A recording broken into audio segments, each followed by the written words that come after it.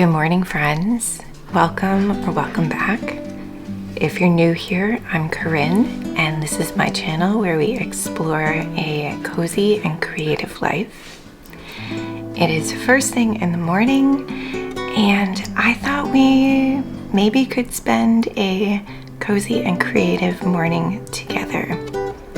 All of my big to-dos are later this afternoon, so in the spirit of a slow January, I have a stack of notebooks I wanted to dig into. I want to get a fire going. I've got my first cup of tea. Paige made us banana bread last night, so I have a treat of banana bread for breakfast. I think we'll get did I already say we'll get a fire started? I think we'll get a fire started. And then we'll just ease into the day together. And I'll share with you a few things that I do to help center myself and set myself up for a good day. And maybe you can share in the comments how you start your day off too. All right, let's head into the living room.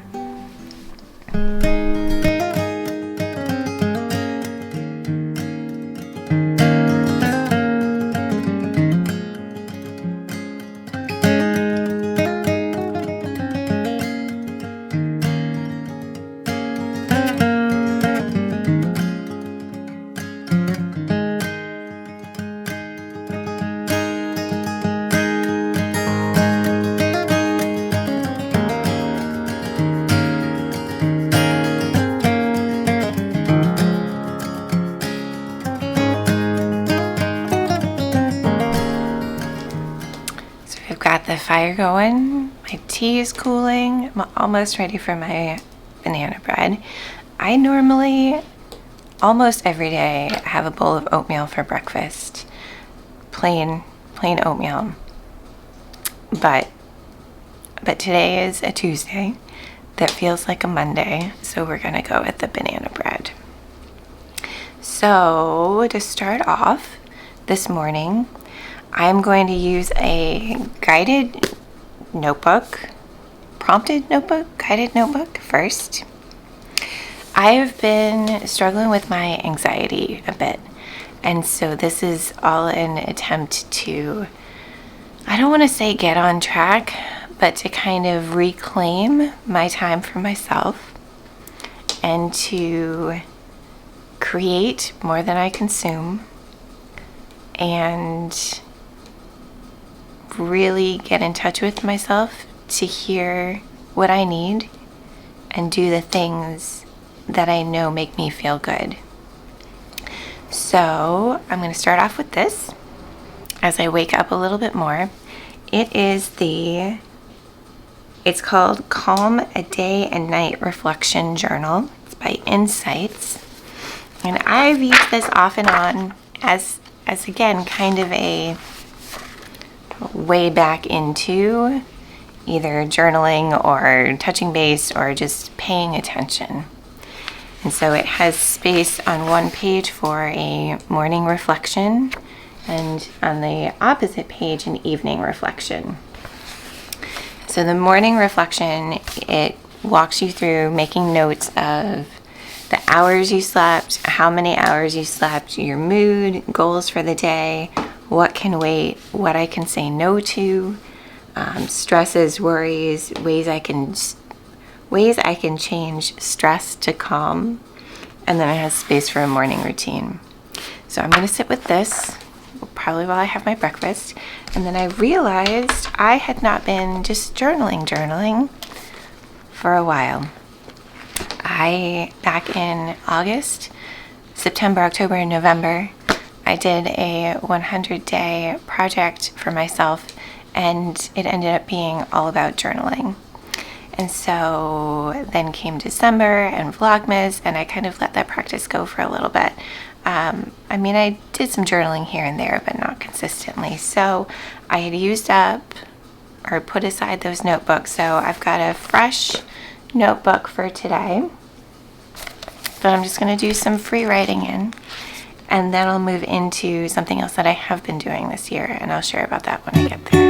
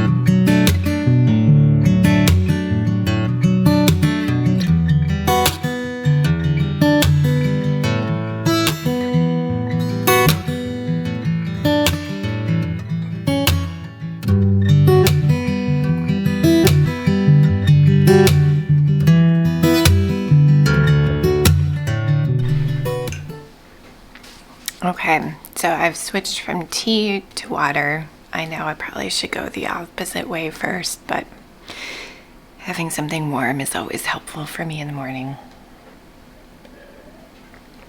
And I don't like plain warm water. I know some people do, but I just don't.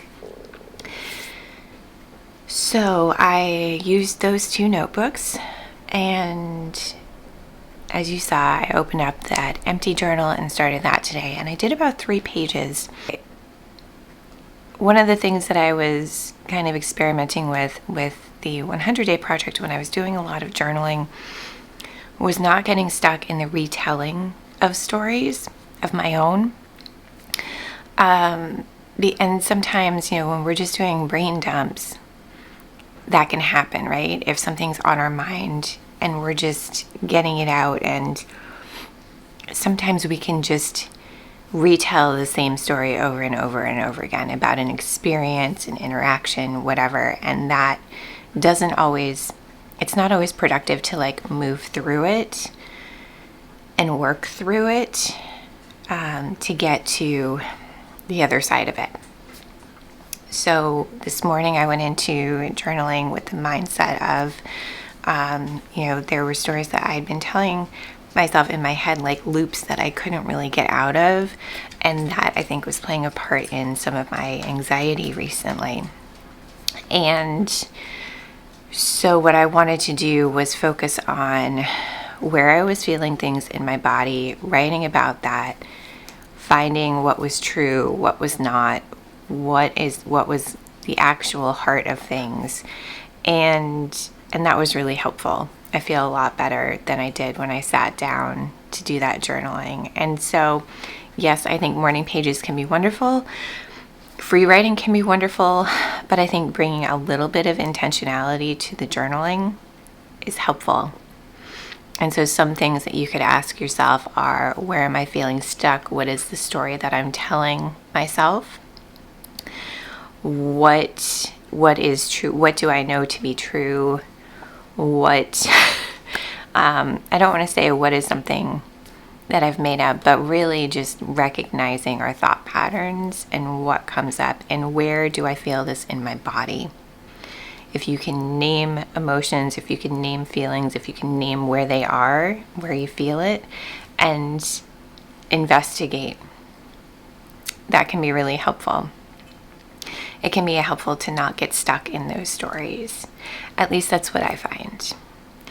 So next up, I am going to sit down and read a section of Sarah Selecki's Stories of State of Mind, because this month I have been spending a little bit of time, mostly in the mornings, with my manuscript, my work in progress.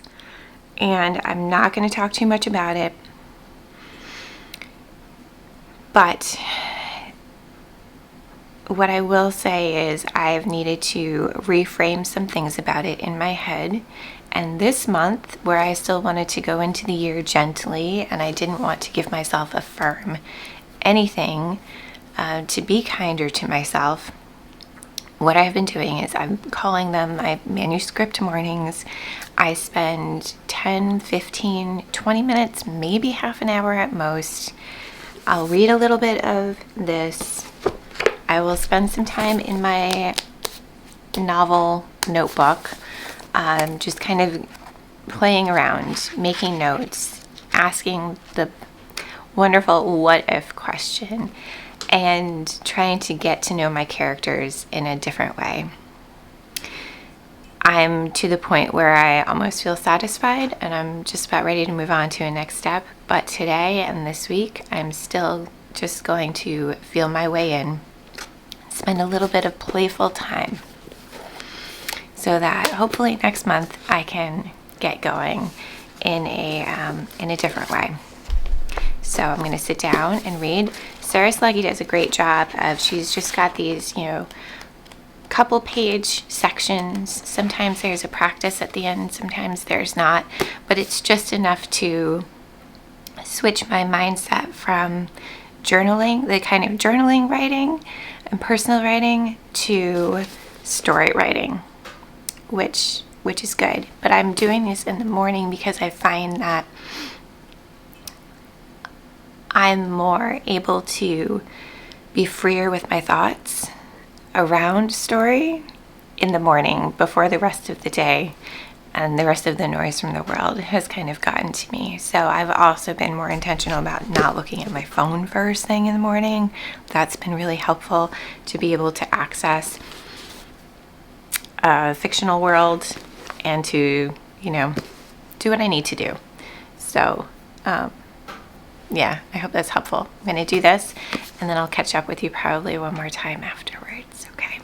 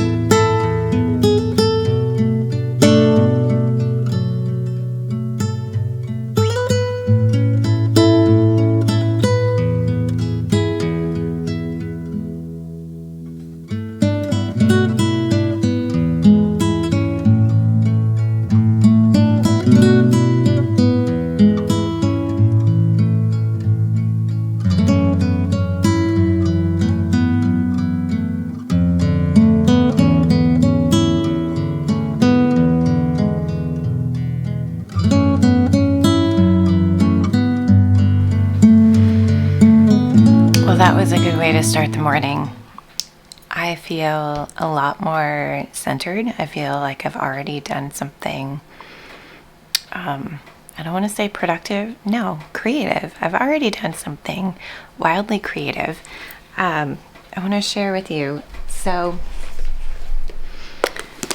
I was reading this section and today it was on deep noticing. And in it, she says, you can make anything meaningful by giving it your attention.